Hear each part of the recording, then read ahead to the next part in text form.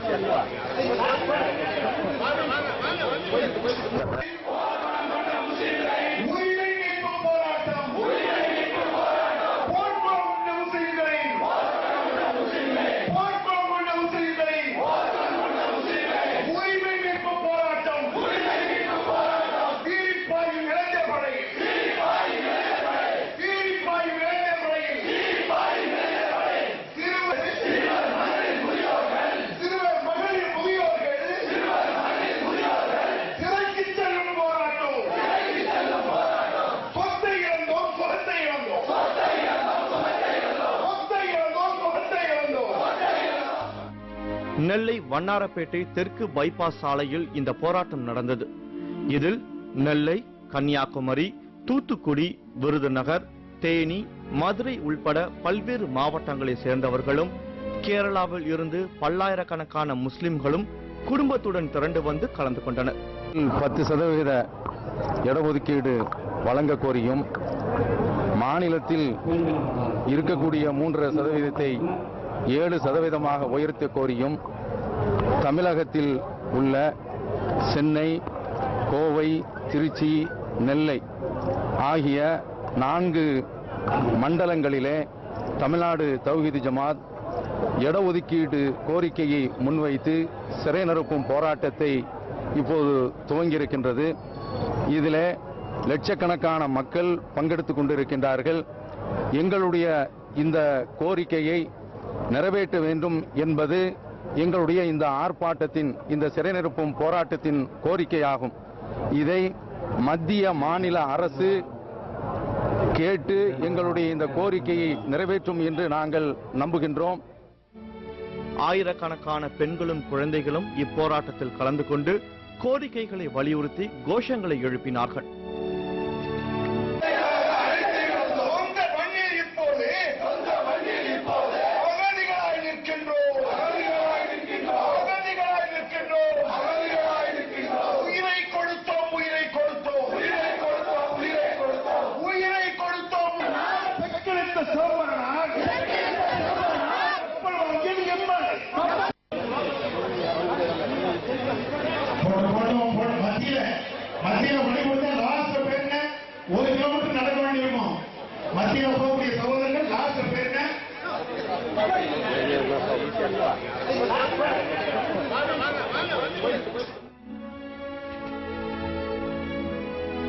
இந்த போராட்டம் காரணமாக நெல்லை நகரம் இன்று ஸ்தம்பித்து போனது.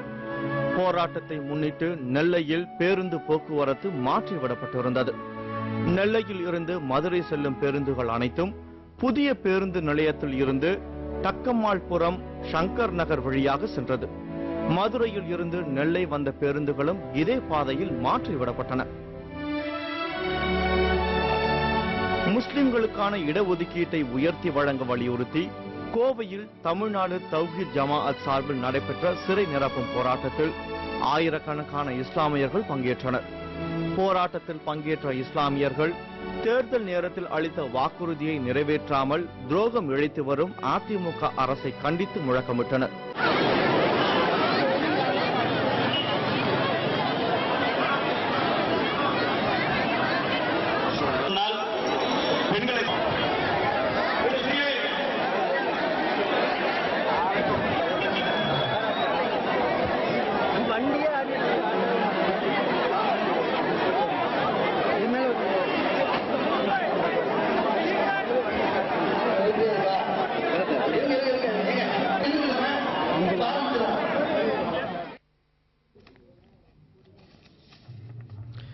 இனியும் காலம் தாழ்த்தினால் அதிமுக அரசுக்கு வரும் நாடாளுமன்ற தேர்தலில் பாடம் கற்பிக்கப்படும் என்று கூறிய தவ்ஹீத் ஜமாஅத் அமைப்பினர் இடஒதுக்கீடு கோரிக்கையை வலியுறுத்தி நாடாளுமன்ற மற்றும் சட்டமன்ற அலுவலகத்தை முற்றுகையிட்டு போராட்டம் நடத்தப்படும் என்றும் அறிவித்துள்ளனர். நாடு சுதந்திரம் அடைந்ததிலிருந்து இஸ்லாமிய சமுதாயம், இந்த நாட்டை ஆண்ட சமுதாயம், இந்த நாட்டின் சுதந்திரத்திற்காக ரத்தம் சிந்திய சமுதாயம் தள்ளப்பட்டிருக்கிறார்கள். கல்வியிலும் வேலை வாய்ப்பிலும் மிகவும் பின்தங்கிய நிலையில் இருக்கிறார்கள். 23 கோடிய மக்கள் தொகை கொண்ட இஸ்லாமிய சமுதாயம் 16 கோடிக்கும் மேற்பட்டவர்கள் கல்வி வேலை வாய்ப்பு இல்லாமல் மிகவும் வறுமை கோட்டுக்கு கீழே பின்தள்ளி கொண்டிருக்கிறார்கள். உள்நாட்டிலே வேலை வாய்ப்பு இல்லாத காரணத்தினால் வெளிநாட்டிலே அற்ப ஊதியங்களுக்காக அரபு நாடுகளில் ஒட்டகம் மேய்த்துக் கொண்டு சிரமப்பட்டுக் கொண்டிருக்கிறார்கள். எங்கள் நிலையை மாற்றிட மத்திய அரசால் நியமிக்கப்பட்ட நீதிபதி ரங்கநாத் மிஸ்ரா அவர்களுடைய பரிந்துரையின்படி முஸ்லிம்களுக்கு கல்வியிலும் வேலை வாய்ப்பிலும் 10% இடஒதுக்கீட்டை மத்திய அரசாங்கம் சட்டமாக்க வலியுறுத்தியும், மாநில அரசு முஸ்லிம்களுக்குள்ள 3.5% இடஒதுக்கீடு போதாது, அதை நான் ஆட்சிக்கு வந்தால் உயர்த்தி தருவேன் என்று ஜெயலலிதா அவர்கள் சொன்னார்கள். ஆனால் அவர்கள் கொடுத்த வாக்கு 2.5 ஆண்டுகளாக நிறைவேற்றப்படாமல் இருக்கிறது. அந்த வாக்குறுதியை நிறைவேற்றும் முகமாக தேர்தலில் ஜெயலலிதா அவர்கள் இஸ்லாமிய சமுதாயத்தின் வாக்குகளை பெற வேண்டுமானால் அவர் கொடுத்த வாக்கை நிறைவேற்றி 3.5% இடஒதுக்கீடு 7% உயர்த்தி தர வேண்டும் என்று கோரிக்கை வைத்தும். திருச்சியில் இஸ்லாமியர்களுக்கு 10% இடஒதுக்கீடு கோரிக்கையை வலியுறுத்தி தவ்ஹீத் ஜமாஅத் அமைப்பினர் சிறை நிரப்பும் போராட்டம் நடத்தினர். வரும் நாடாளுமன்ற தேர்தலுக்குள் இடஒதுக்கீட்டை அமல்படுத்தவில்லை எனில் மத்திய மாநில அரசுக்கு எதிராக மாபெரும் போராட்டம் நடத்தப்படும் என்று எச்சரித்துள்ளனர் இஸ்லாமிய அமைப்பினர்.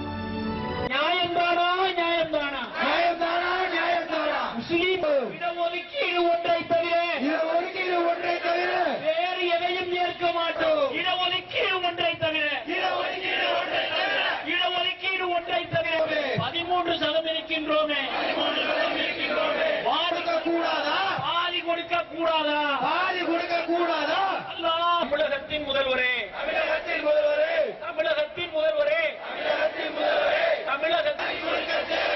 பாதி கொடுக்க கூடாதா? இந்திய முஸ்லிம்கள் கல்வி மற்றும் பொருளாதாரத்தில் மிகவும் பின்தங்கி இருக்கிறார்கள். இதனை மத்திய அரசில் அமைக்கப்பட்ட பல்வேறு கமிஷன்கள் சொல்கின்றன. இறுதியாக அமைக்கப்பட்ட நீதிபதி ரங்கநாத் மிஸ்ரா தலைமையிலான கமிஷன் முஸ்லிம்களுடைய முன்னேற்றத்திற்கு மத்திய அரசின் எல்லா துறைகளிலும் 10% இடஒதுக்கீடு வழங்க வேண்டும் என்று வலியுறுத்தி இருக்கிறார். அவருடைய அறிக்கையை நடைமுறைப்படுத்த வேண்டும் என்பதை வலியுறுத்தியும், தமிழகத்தில் முதலமைச்சர் அவர்கள் கடந்த சட்டமன்ற தேர்தலின் பொழுது முஸ்லிம்களுக்கான இடஒதுக்கீட்டு அளவை அதிகப்படுத்தி தருவதாக தேர்தல் வாக்குறுதி கொடுத்திருந்தார்கள். அவர்களின் வாக்குறுதியை உடனடியாக நடைமுறைப்படுத்த வேண்டும் என்பதை வலியுறுத்தியும், இன்றைக்கு தமிழகத்தின் 4 முக்கிய நகரங்களான சென்னை, நெல்லை, கோவை, திருச்சி ஆகிய இடங்களில் சிறை செல்லும் போராட்டத்தை அறிவித்து நாங்கள் நடத்தி கொண்டிருக்கிறோம். இன்றைக்கு திருச்சியில் நடைபெற்றுக் கொண்டிருக்கிற இந்த போராட்டத்தில் மொத்தம் 11 மாவட்டங்கள் பங்கெடுக்கின்றன. எங்களை சிறையில் அடையுங்கள், இல்லையேல் எங்களுக்கு இடஒதுக்கீடு கொடுங்கள் என்ற கோரிக்கையை, கோஷத்தை இதன் மூலம் நாங்கள் அரசுக்கு தெரிவிக்கிறோம். இதேபோல் புதுச்சேரி மாநிலத்திலும் 10% இடஒதுக்கீடு கோரிக்கையை வலியுறுத்தி இஸ்லாமிய அமைப்பினர் பெரும் திரளாக ஆர்ப்பாட்டத்தில் ஈடுபட்டனர். அப்போது சச்சார் மற்றும் மிஸ்ரா கமிட்டி அளித்த பரிந்துரைகளை நிறைவேற்ற வேண்டும் என வலியுறுத்தி கோஷம் எழுப்பினார்கள். மேலும் இஸ்லாமிய மக்களை மத்திய மாநில அரசுகள் வஞ்சித்து வருவதாகவும் அவர்கள் குற்றம் சாட்டினர்.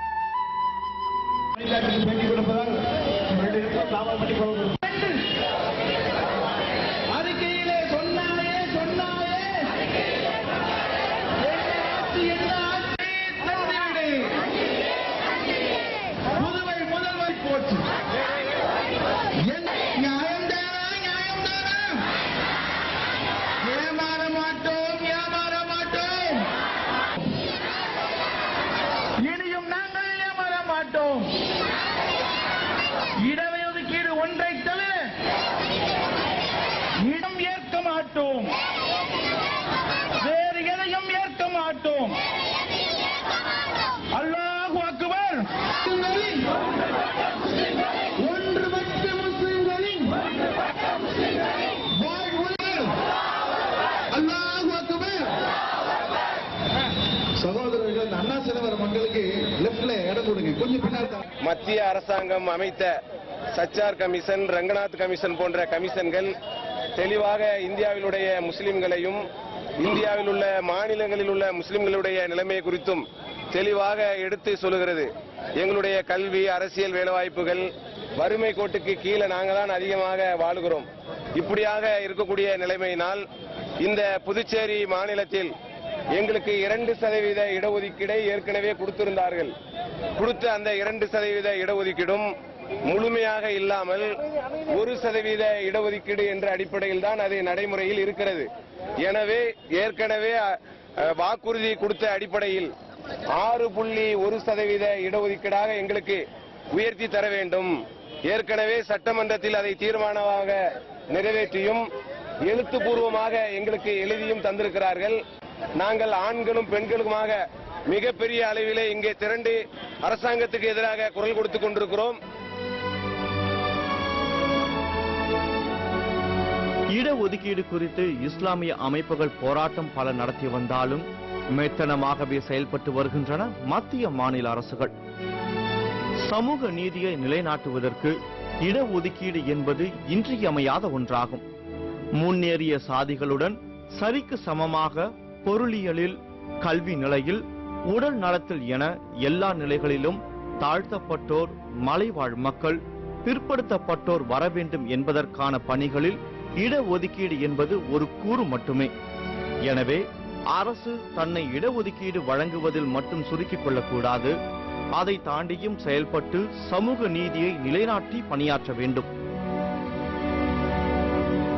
தேர்தலுக்கு முன் அரசியல் கட்சிகள் மக்களுக்கு என்ன செய்கின்றனவோ அதைத்தான் மக்கள் நினைவில் வைத்திருப்பார்கள் என்று கட்சிகள் நினைத்துக் கொண்டிருக்கின்றன. ஆனால் மக்கள் போதுமான அரசியல் விழிப்புணர்வு பெற்று வரும் இக்காலத்தில் அக்கருத்து பொய்யானது என பலமுறை நிரூபிக்கப்பட்டுவிட்டது. சிறுபான்மை சமூகங்களை சேர்ந்த பிற்படுத்தப்பட்டோர் என்று மட்டும் இல்லாமல் ஒட்டுமொத்தமாகவே பிற்படுத்தப்பட்டோர், ஒடுக்கப்பட்டோர், தாழ்த்தப்பட்டோர், அவர்தம் பெண்கள், குழந்தைகள் ஆகியோருக்கும் போதுமான விழிப்புணர்வு தெளிவாக இருக்குமாயின் இப்பட்டியலில் இல்லாத ஏழைகளுக்கும் உரிய திட்டங்கள் தீட்டப்பட வேண்டியது காலத்தின் கட்டாயமாகும்.